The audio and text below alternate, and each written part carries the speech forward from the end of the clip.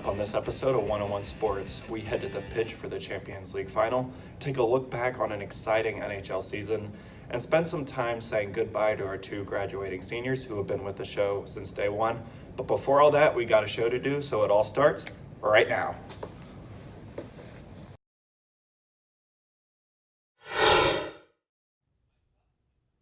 With the Wild Champions League semifinal coming to a close, we have two English teams in the final, which is just around the corner. I'm here with Will Tunis to discuss what will be a highly anticipated Champions League final. So Will, out of all of the moments from the semifinal matchups, which one was your favorite?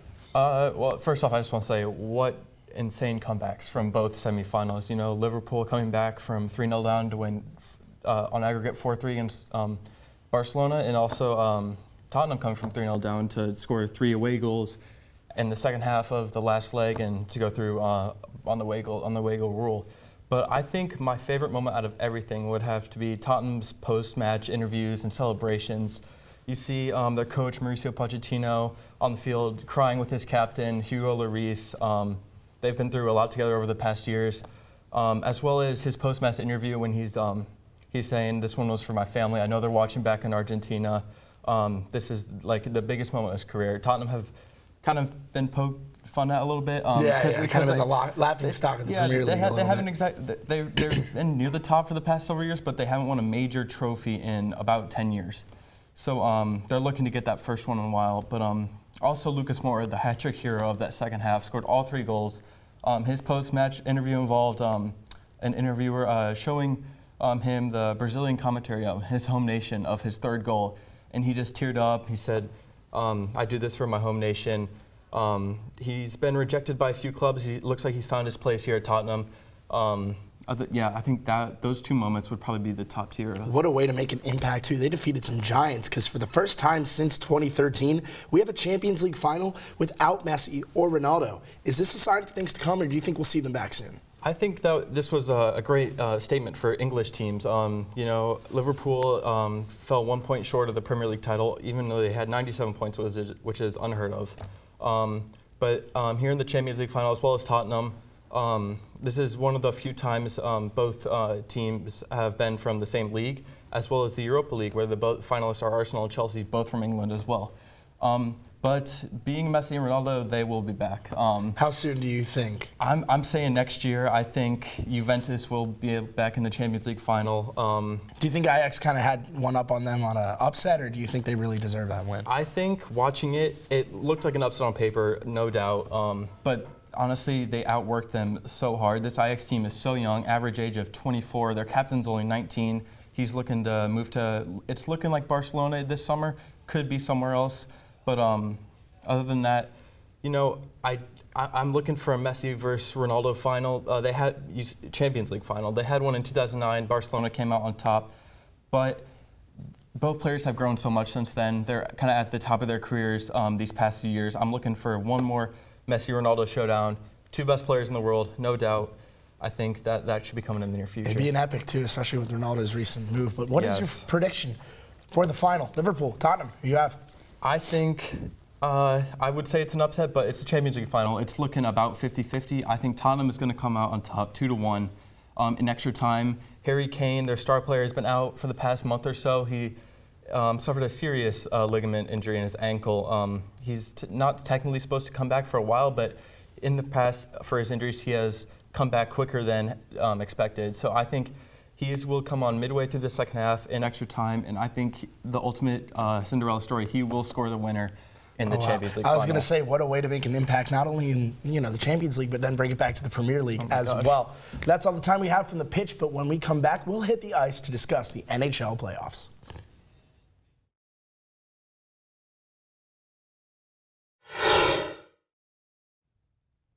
Six months ago, 31 teams set out in pursuit of Lord Stanley's Cup. Today, only Boston, Carolina, St. Louis, and San Jose remain. We wait in anticipation to see which team will reign supreme. I'm here with Luis Muller and Emmanuel Tobe to recap the biggest stories from this season. So guys, what I want first from you is your biggest surprise or just best story from the whole season. Emmanuel, we'll start with you. Okay. I'm from Durham, North Carolina. Okay. So I think you already know what I'm going to say. I think I do. Yes, you do. The Carolina Hurricanes. after having the third longest playoff drought in NHL history, after years and years of $15 hockey tickets. It is great to finally see this team having success, as well as this team really playing motivated as well. People are talking about how successful the team is and how the city and how the state is really feeling about it, but no one's talking about these players as well. They look like they're playing for something, because they are, and that's what I really like to see, more than them winning. And not only that, they have no expectations. So they're just playing to play. They're having fun. They're kids. And you could see it from the celebrations that they had on the ice after the games in the regular season and even in the postseason. But I don't think they're the biggest surprise, because Tampa Bay, who would have thought Tampa Bay Lightning win 62 games in an 82-game season? They lost 20 games in the season. 20 games in one season. They're one of the best teams in NHL history to play. And not only that, it was a surprise that they got swept out of the first round. So you have a team that's not expected to win 62 games and win probably one of the most teams in the NHL history, and then get swept out of the playoffs. Not just that, but it's also how they lost as well. I think they were winning for what, the first period? No, the first period. period. They've got one period where they were winning the entire series. And then they just blew it, and it was just so, I was shook. I have them winning the Stanley Cup in my bracket. A lot of people did. Well, rip your bracket. Yeah, honestly. A bunch of jerks out in Raleigh, a bunch of disappointments down in Tampa Bay. Before we go, guys, who's making the Stanley Cup, and then who's winning? Louis, start with you. I'm going to have to go with the Boston Bruins and the San Jose Sharks. Okay. The Bruins are just I'm sorry, but they're just so good. They're just so good. And It hurts, but you're right. They're fun to watch. The Hurricanes have proved me wrong every single round so far. So I wouldn't be surprised if they prove me wrong again. But right now, Boston's team is too deep and too powerful up front. And they have a great goaltender in Tuukka Rask to lose to the Carolina Hurricanes. And the Sharks, same thing. They're a deep team to lose to the Blues. Yeah, I mean, I like the Sharks, but one thing that worries me about the Sharks is their inconsistency. Tell me that this is not the most inconsistent team. Look at that. The fact that they have not won consistent games this entire playoffs. They are so inconsistent. I have the Boston Bruins, excuse me, but I also have the St. Louis Blues, because I really like the Blues. As you said, everything about the Bruins is correct, but the Blues just really find ways to get victories and to win games. They are a grindy team, but I just see the Sharks. They're too deep. Their defensive core, Brent Burns is their secondary defenseman. Their best defenseman is Erik Karlsson, arguably the best defenseman in the league. Then you have Brent Burns on the second. But one thing that I really like about this Blues team, and one thing that kind of worries me about the Bruins, is their ability to adapt to wins, losses, but also just how they react to certain things. I think the issue that I have is that they're just not really able. The Sharks is able to win games, especially when they're down. They just have a mental state that they get into. Surely going to be a great Stanley Cup final. Luis, Emmanuel, thank you so much for everything this year. You guys have been phenomenal to work with. Well, we will surely be tuning in to see how the last two rounds play out. But up next, we say goodbye to our seniors. You don't want to miss this.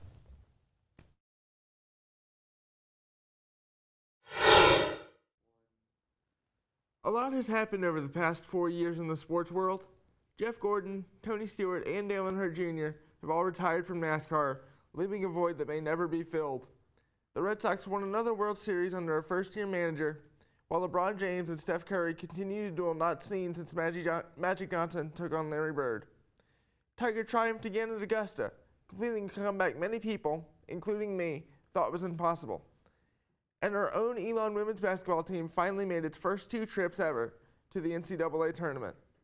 For me, these past 4 years have been the best time of my life, and one-on-one is a major part of the reason why. Despite being unable to play sports like most of the members of this organization have at some point in their lives, I was welcomed into a group of people that have one love, sports, and one goal, sharing that love of sports with others. From the lighthearted chatter about how anyone that tries to debate me about NASCAR is fighting a losing battle, to the friendships and relationships that have formed over the past 4 years, I can't thank all of those great people enough. Finally, this show would be nothing without you and the support of the viewers. Your support and encouragement is very appreciated, and I hope you continue to tune in every week for the years to come. As A.J. Foyt said when retiring from the Indianapolis 500 in May 1993, there comes a time. For me, my time is over, but this organization's time is just beginning. Thank you all, and for the last time, whose side are you on?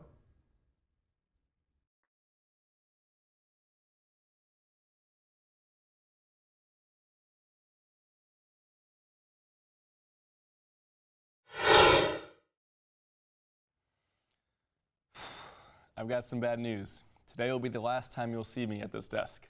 This is my final show with One-on-One Sports, and it has been a hell of a ride, and saying goodbye is never easy. But it's time for me to start a new journey in life, and unfortunately that means that this one has to come to an end. 4 years ago, I was a wide-eyed freshman who decided to join an organization I knew nothing about. Now here I am, less than 2 weeks away from college graduation, having to say goodbye to one of my favorite spots on campus, one of my happy places, this studio. This organization has been about so much more than just a desk and some lights and cameras. People that I've seen come through those doors have all impacted my life in different ways, whether I got to spend 1 year with them or 4. I know that they're all going to do amazing things one day. So many people I have to thank, and I can't possibly name them all, but I'm going to try. First and foremost, to my parents for always supporting me, being my biggest fans, and of course, paying for these Superfly suits I wear every week. Thank you to all the producers I've ever worked with, Chris Edwards, Alex Harris, Evan Piercy, Evan Abenstein, Brad Clear, Kelsey Stewart, and Ennis Warlick, just to name a few. You guys had the hard job of making me look good while I get to do the fun part, sit up here and talk about sports. Thank you to last year's show host Mason Stell for showing me the ropes, letting me take over literally all of his jobs with Young Communications. Thank you to Connor Delpreet, Cam Siselsky, and Thomas Hale for being my inspirations and the reason I wanted to host this show one day. Thank you to Dave Ogburn, who convinced me to go to host auditions 2 years ago, although he's no longer with the organization. Thank you to everyone who has ever sat up here with me. It's been a pleasure to watch you grow and work with you over the last 4 years. Lastly, thank you to my incredible co-host and one of my best friends, Andrew Vandellis. You make me better every day, and it's been an absolute pleasure working with you for the last 2 years. I'll see you at ESPN one day, buddy. And of course, one last time, thank you to you, the viewer, for tuning in. Whether you watch every episode or you just stumbled upon this video by accident, we here at One-on-One are so grateful for you every week. I now leave you in the very capable hands of some amazing leaders of this organization. I have no doubt that this show will continue to be the best show on Elon's campus. The best piece of advice I've ever gotten about being on camera is to always imagine there are millions of people watching, even if in reality, there are only 5. You guys have watched me grow from a freshman who couldn't tie his own tie to your every week host over the last 4 years. I could not have done it without every one of the people I just named and so many more. One of the greatest athletes of all time and a personal favorite of mine, Babe Ruth, once said, "I swing big with everything I've got. I hit big or I miss big. I like to live as big as I can." I certainly was not a perfect host, but that was never my goal. At the end of the day, I can say that I showed up every Tuesday, gave everything I had for 4 years. I've always asked so much of the other people in this organization, so it was only right that I gave them my best in return. I left everything I had in this studio each and every week. Now I can sit back in this chair, knowing that when my director says fade to black, I won't have any regrets. This season of One-on-One may be ending, and I may be moving on, but this isn't the end for me, nor is it the end for this show. You can always catch us on YouTube at One-on-One Sports. As for me, well, you can catch me on a TV station near you soon, very soon. So from me, to all of you guys in the studio, all of you guys in the control room, and of course, everyone watching at home, until next time, whose side are you on?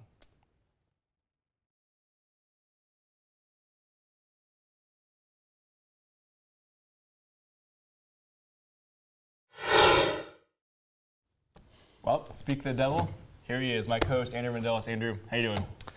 I'm doing well. It's surreal. This is going to be our final time at the desk. What a wild ride it's been, but how are you? I'm sad but good. You know, everything comes to an end, right? And that's okay, but it sucks. Because I've been part of this organization for 4 years. I've loved every minute of it. And I got to ask you, and I want to answer this too. So what has been your favorite part, not only about this year, just about One-on-One? Just getting the opportunity to work with a cast and the crew that's been so dedicated to making the show as best as it can be.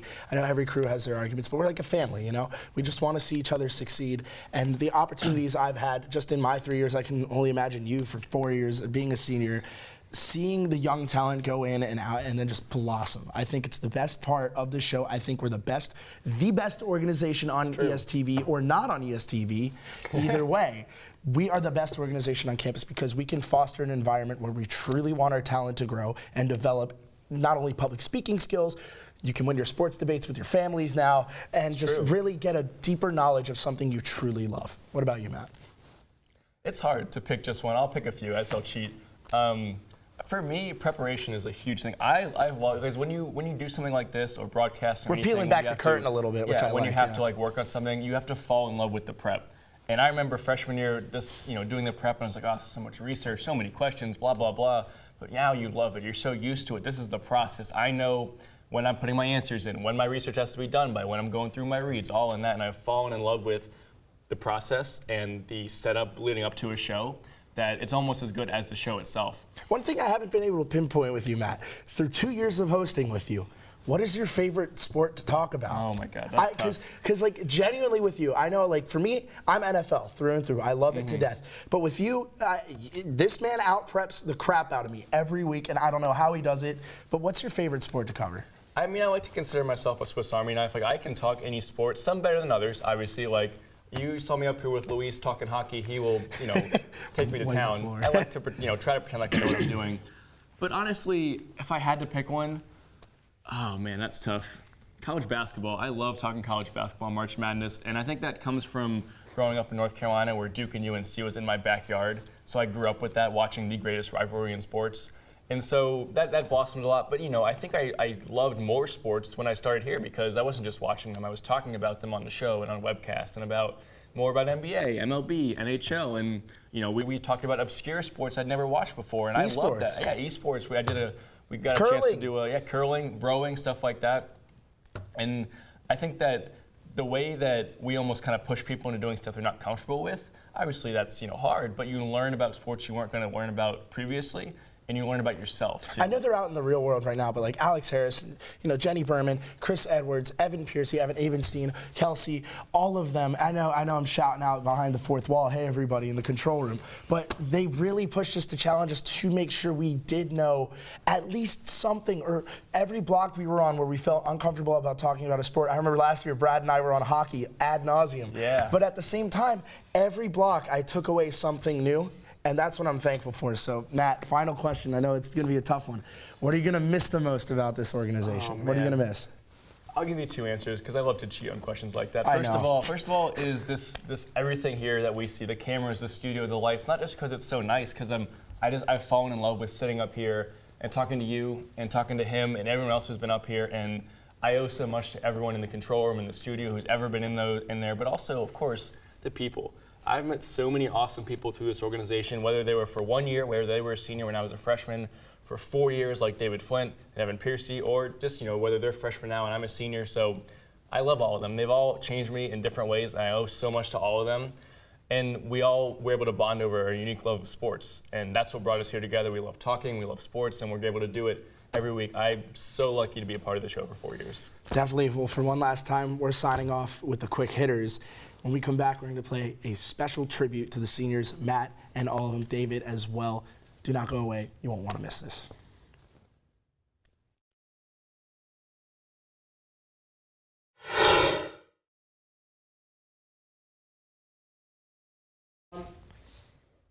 The old saying goes, as one door closes, another one opens. So to give our seniors the send-off they deserve, I would like to welcome my new co-host for the 2019-2020 season of One-on-One Sports, Brad Clear. Thanks, Andrew. I'm super excited to take over. All of us here at One-on-One Sports will miss our seniors. So let's take a special look back at their past 4 years. Now joined by David and Evan. Talk a little bit of NASCAR. You come out of the same Stewart-Haas racing shop in North Carolina, but Kevin Harvick has been on such a hot streak, especially in the chase lately. He's won 3 out of the last 5 chase races, and the 3 that he won were all must-win situations. Could have easily won the other 2 had it not been for a cut tire and a fuel miscalculation. And his speed has been so far above and beyond the rest of the field the past 3 weeks. Found himself in, Joey was 18, replacing Tony Stewart in the 20. William Byron is 20 years old, taking over Jeff Gordon's old car a couple years removed now in the 24.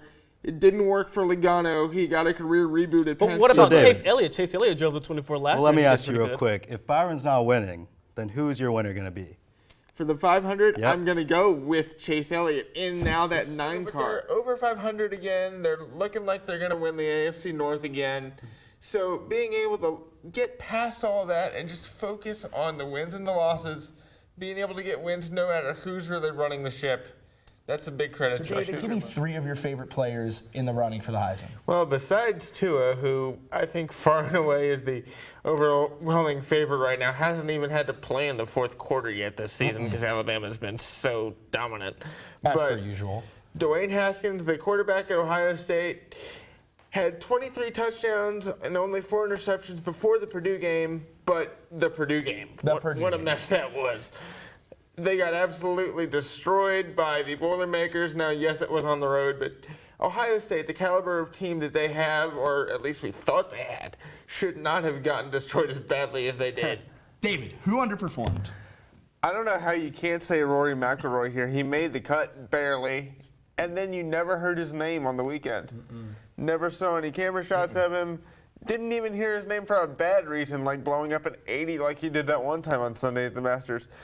It's better when your name is being said, even if you're playing poorly, than if it's not being said at all, especially if you're a player of his stature. And he just was a non-factor.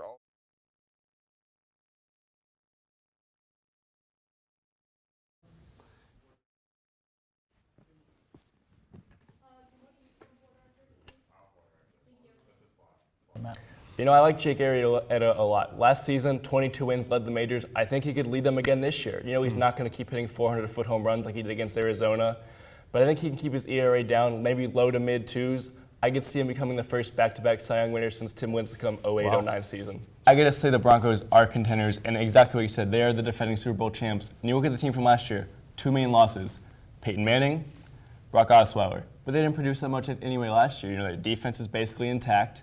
They got C.D. Anderson, Devontae Booker in the backfield. They are strong. They are built for another postseason run this year. Peyton Manning did not contribute to the Broncos. He was throwing 40 yards and 3 interceptions a game. You know, yes, he won the Super Bowl. Yes, he's going to be a first-ballot Hall of Famer. What did he do? I agree with everything you said. And when I first read this, I was like, this is a publicity stunt. It's just for a send-off, sell some more tickets for a team that hasn't made the playoffs since 2001. Then I look into it some more. The last time the Mariners made the playoff 2001, that was Ichiro's Rookie of the Year season, MVP season. They haven't been the same team since not only that season, but since he left. Ichiro is going to play till he's 50 at least. He's going to go through 50. He guaranteed he would play till at least 50. Yeah, but not in the majors. I think after this year, the next 5 he will be in play Japan. as long as someone wants to. He'll go play in Japan if they don't want him in America. Yeah. So I've mentioned this on the show before, and it's for good reason. So in 1983, the NC State Wolfpack shocked Houston in the national title game. This is Houston's Phi Slamma Jamma. They were 31-2, 26 straight wins. NC State beats them 54-52. This was a shot. Derek Wittenberg throws up a long prayer, misses by a mile. Alendro Charles rebound, dunks it in. Jimmy V running around the court trying to find someone to hug. It was the greatest upset in national championship game history. Jimmy V, his legacy from that game in his life lived on forever. Go watch the game if you haven't seen it. Well, there's the final whistle. That's all we have for this episode of One-on-One Sports. Thank you to all of our producers, crew, talent, and you, the viewer, for tuning in. If you like what you saw and you want to see more, be sure to check us out on YouTube, Facebook, Instagram, and Twitter, all at One-on-One Sports. That's all from us here in the studio. So, until next time. Whose side are you on? All right.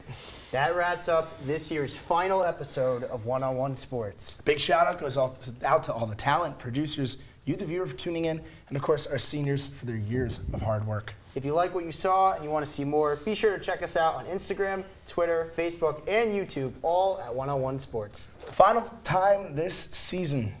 Brad, do the honors. That's all from us here in the studio. So until next time, whose side are you on?